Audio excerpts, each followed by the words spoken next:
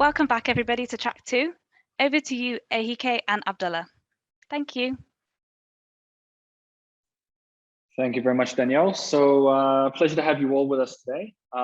As you can tell, our session is going to be on promoting employability through pedagogical technology. My name is Abdullah. I am the account executive for the FeedbackFruits, and with me I have my colleague Henrique, who will be kicking us off and introducing the topic and also who we are in a presentation. So if you'd like to kick us off, Henrique, with an introduction and then showing off your slides, that'll be a wonderful next step. Definitely. Good morning, everyone. Good afternoon, depending where you are in the world. My name is Henrique. I'm a business developer here at FeedbackFruits.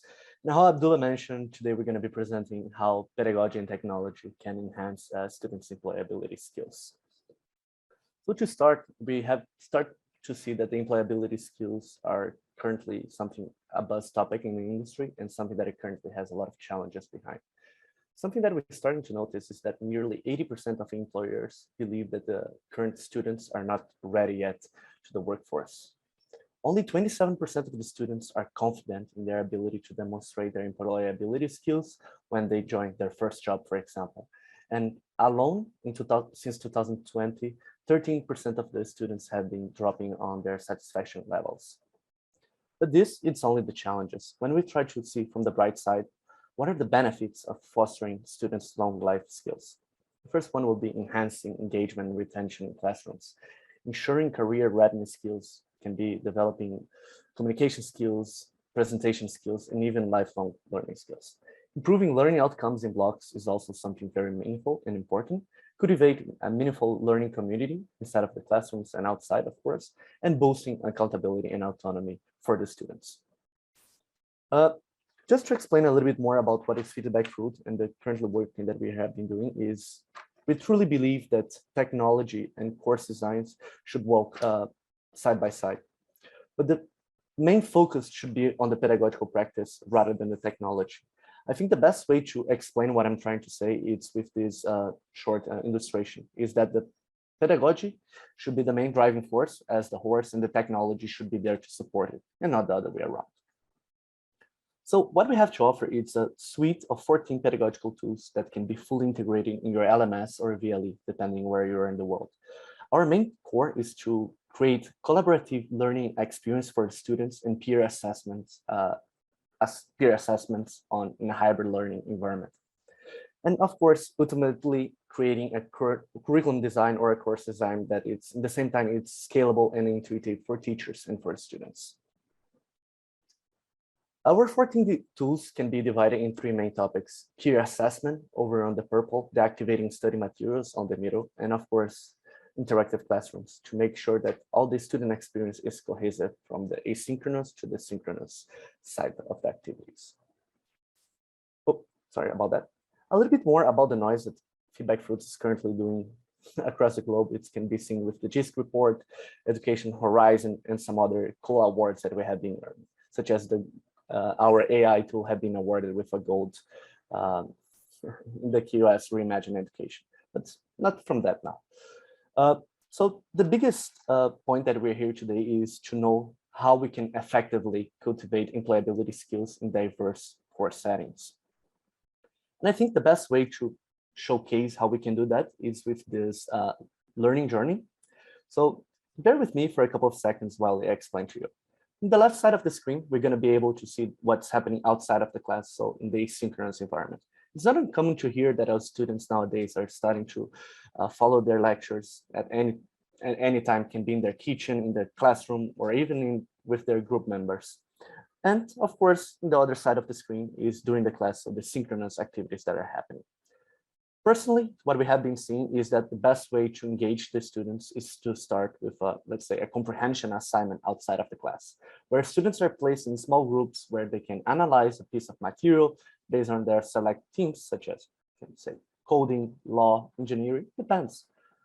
There are numerous possibilities for it. And then the students are going to prepare these materials alone or in group setting, and then come back to class to discuss with their teachers and their peers what they have been doing alone.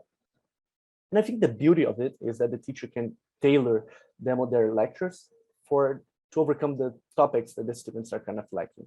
So let's take this example of law. Imagine that your students are facing some challenges on understanding some regulations. You as a teacher, you can withdraw all the analytics that were done on this, let's say, prior to the classroom and use this into your classroom.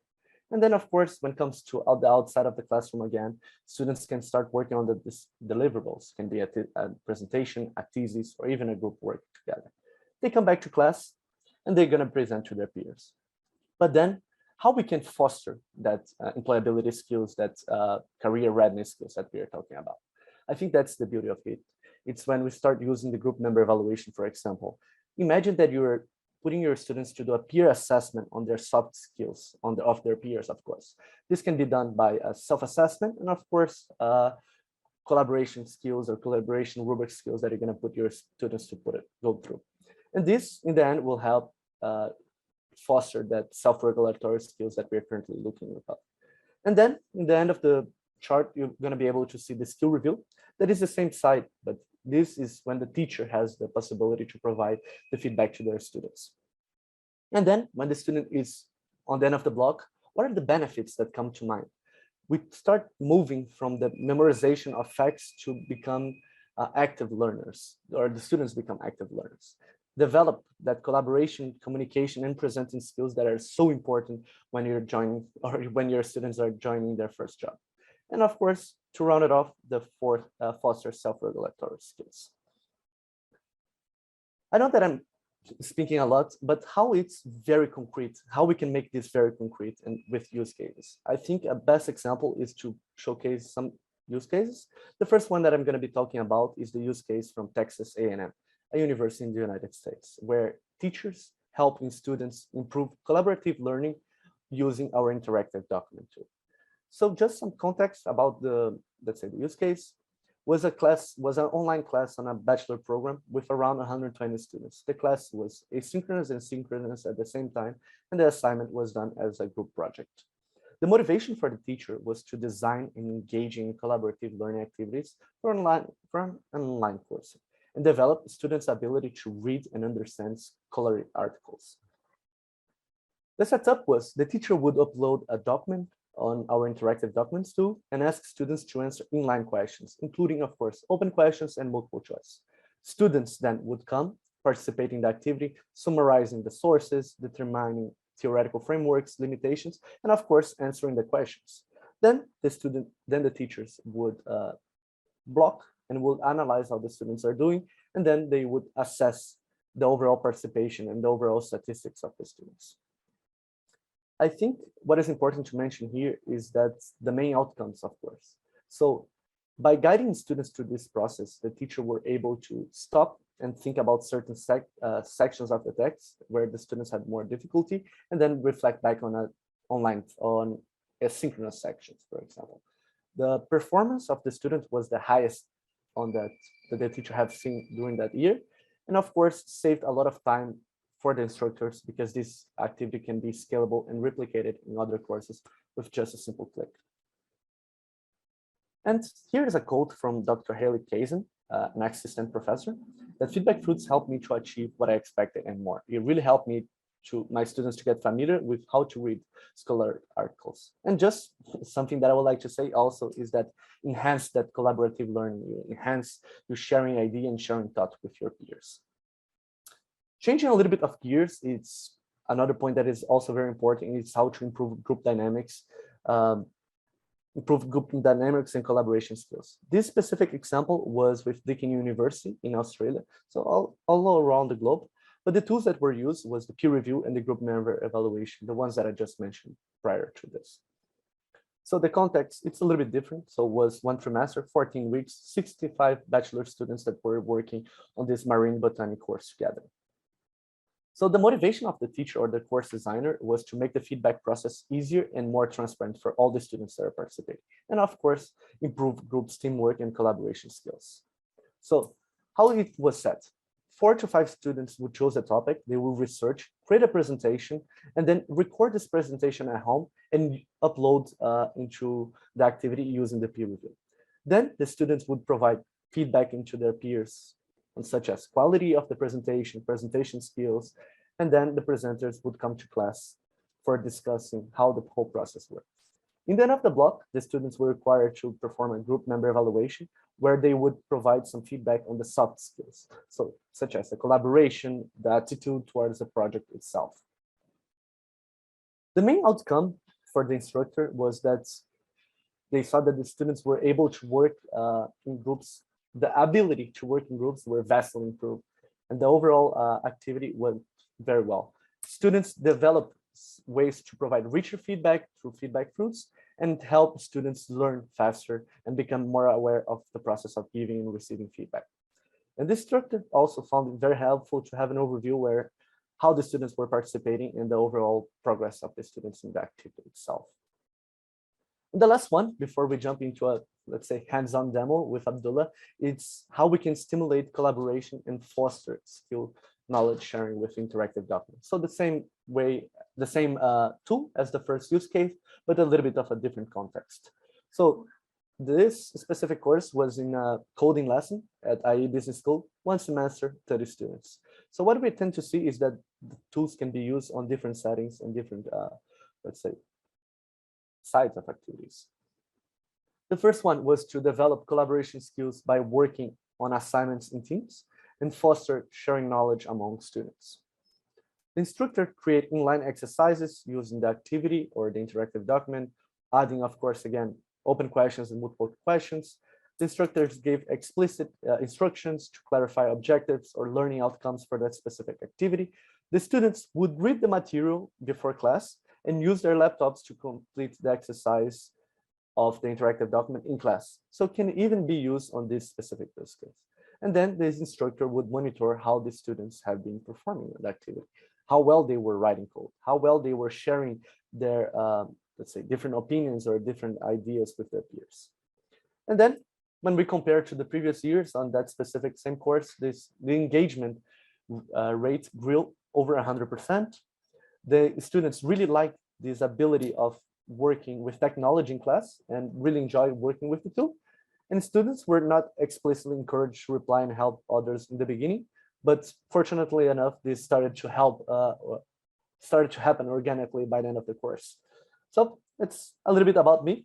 I'll now leave to Abdullah, where he will give a hands-on on the tools and how we can foster these collaboration skills. Thank you. Thank you very much, Henrique. So now what I'd like to do is share my screen and show you a little bit about how our tools work concretely. Okay, so we had 14 tools and I'd like to show you one of them. And just to give a bit of a context, I'm going to share my desktop so that you'll be able to see really, how they look in practice. Now, one thing worthy to note is all of our tools integrate within the LMS or VLE. As Henrique had mentioned prior, we can integrate in all the major LMSs, such as, so we're looking at Canvas, Blackboard, Brightspace, Moodle, and of course, Microsoft Teams. And we have an integration that allows us to pull groups from those, VLEs and actually be able to synchronize those to really make it a seamless experience so that grades can also be pushed back as well as notifications. Now, what I'm going to be doing is showing you from a student's perspective, one of the tools, which is our peer review tool, which is one of the ones that are most sought after these days. And this is really, as the title suggests here, increasing the quality of students' deliverables and quality of student feedback through peer assessment of the deliverable. So one student or one group of students are peer reviewing a deliverable of another group, or another student, depending on how that's set up. So what I'm going to do is walk you through the student's view and then head to the instructor's view to show you a little bit more about the flexibility. But as a high level, the first step that a student would do is, as you can see here, I'm logged in as Georgia. This is currently in FeedbackFruits. You're able to actually read the instructions, hand in as a group. So in this case, it's a group handing in a video, so a presentation with a supporting document, having to give feedback via a rubric to another group. Okay, so that's really the scaffolded approach that we take to ensure that it's really the seamless experience for the students. The final step, or the second to last step, would be to read the received feedback from the other group that has reviewed us, and we can see what's unread there. And then finally, write a reflection if we need to. Now, of course, this assignment here is with a lot of the features already enabled, so we can make this as simple or as complex as it needs to be. Now, the purpose of this is to ensure that we can actually be flexible so that we can support as many course designs as possible, which supports our mission of scalability and scaling within institutions. And then, of course, if it's not a formative type of assessment, then the grading will be available there. So I think what we can do is actually skip through to step number 3 in the actual giving feedback step as a student. What I can do is open this kind of review overview, which is kind of a dashboard that actually enables you to go through and see what the criteria are. So the rubric section being organization, level of content is of course completely customizable, as we'll see in instructors view soon. Here's the self-assessment. So based on the rubric, these are the different requirements. Here's the review recipients, so the other groups that I have to review. And what I can do is, let's go into the document first of all, to really see just how it works to give feedback.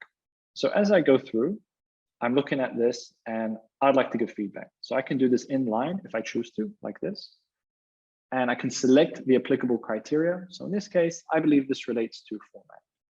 And I can actually write some feedback saying the format is 1, 2, 3. I don't have anything a little bit more substantial than that for this demonstration, but I can actually have that as a complement or suggestion.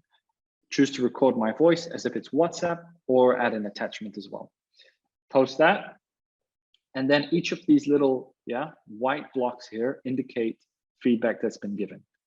Okay, moving away from that, I can actually filter, sort through. If I don't want to provide any inline annotations, I want it to be a little bit more, a little more general, I can go ahead and select the applicable criteria for development, add a comment, and go ahead and reply, and just collaborate if needed. Now, getting out of this aspect here, I want to show you how the video works. Now, the video follows a very, very similar logic, where rather than providing an inline annotation on the document, what we would do is we can click plus, and then now rather than it being linked to an inline part on the document, it's being linked to a timestamp, 5 seconds on the video. This is related to grammar and presentation. I'll put that as that, and I believe that'll be a compliment this time. And that's really the review giving process. So now we've finished that part of giving the reviews. Now we'll just do the exact same process for my peers. Heading back, that's step number 3. If I would like to download all the reviews, I can do that as well. Now the 4th step is to read the received feedback. Now that's an important part because I can open the review overview, which will take me to the exact same or a similar looking dashboard that we had seen prior. Looking at the self-assessment and the feedback, this is the other group, and these are different members in the other group. As you can see here, the anonymity function has been enabled, meaning I cannot see who the student is, really to provide that safe space that students want to feel to really provide that authentic feedback. I can go through, see where they've placed me, and see the comment. And I can see here is the, here's the comment. I can reply, thank you, please elaborate. Then I've done that. And that's once I'm happy, once I've read the reviews, once I've kind of collaborated with my team or with the other peers, got my feedback, then what I can do is write a reflection, which I can do here. This is customized from the instructor, and then really go ahead and write what I learned. Now, the next step, what I'd like to do is show you from the instructor's view, because this is very much one side of the story. But actually before that, before I forget, there is a notifications here. So what will happen is I will get a notification if any kind of activity has been done on my, basically on my group's work, which is, I can see here, they've upvoted, they've written different bits of feedback. And actually, because of the integration we have with the VLE, you'll get an email, or the students will get an email with an aggregate of the day's notifications to their inbox. So that's just something worthy to note. So now we're switching to the instructor's view, and we'll switch like that. So as you can see, we're in a slightly different type of dashboard. It's the same peer review activity. The only difference is we're logged in from an instructor's view once the activity has already been set up. First thing you can see is the statistics here per active student. Now that's an important piece because there is a lot of analytics really. And you can get this on a group level. So have they read the instructions? Have they handed in? Have they given feedback? What's incomplete? How much time has been spent? comments, etc. And I can get, of course, this breakdown on an individual level. And as an instructor, I can export this into a CSV format and really get that to, if I'd like to do some sort of analysis on that, to get really a big picture, maybe some visualizations, which can be quite common as well. Heading further down, these are the instructions that I've set up, so there's nothing to really do there. I can download all the submissions into a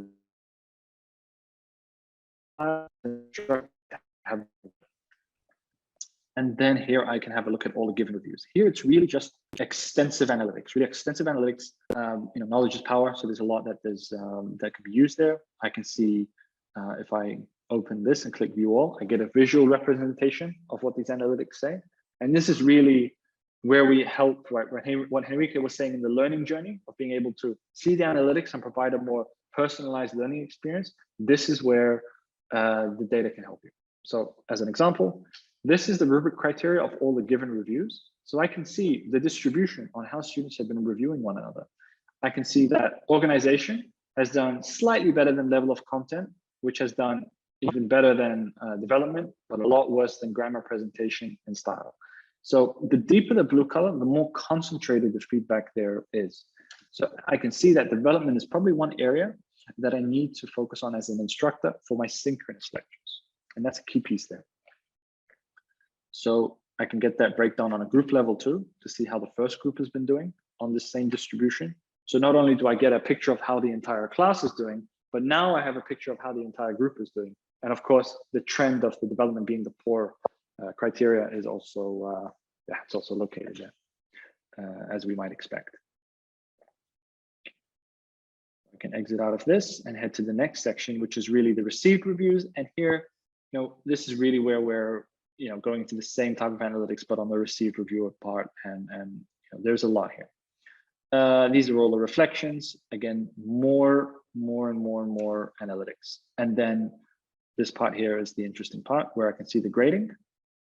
Clicking publish grades will actually publish that into the VLE gradebook or the LMS gradebook, whether it be Canvas, Blackboard, or any one of those that we support, which is the major ones.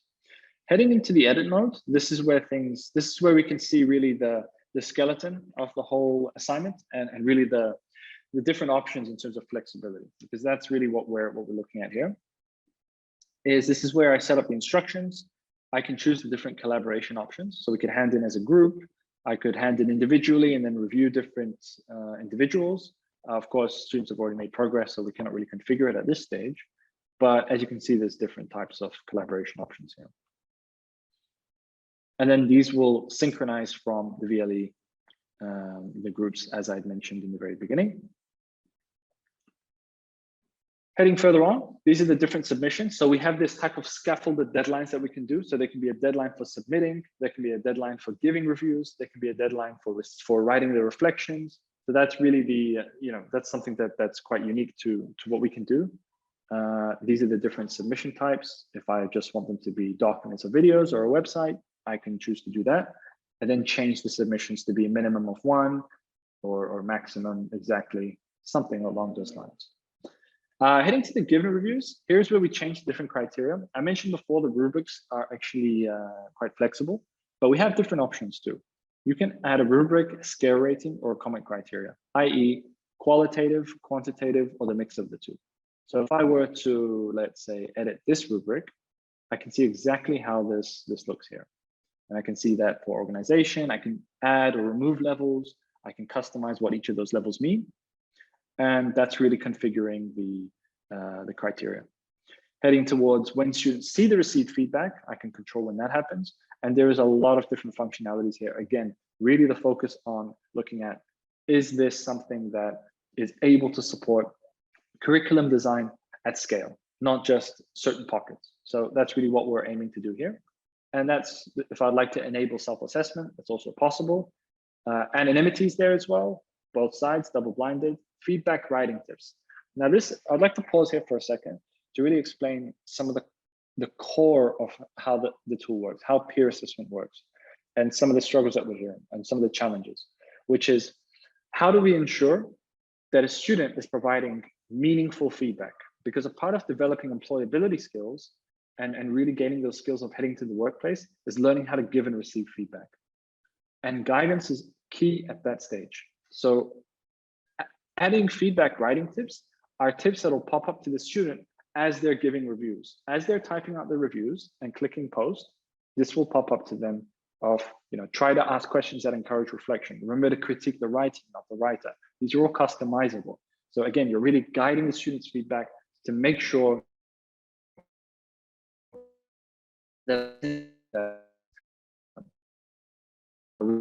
this so when the science comes, you're at a point where as a student you're really at the crux of what you need to improve on. And so that's a key piece.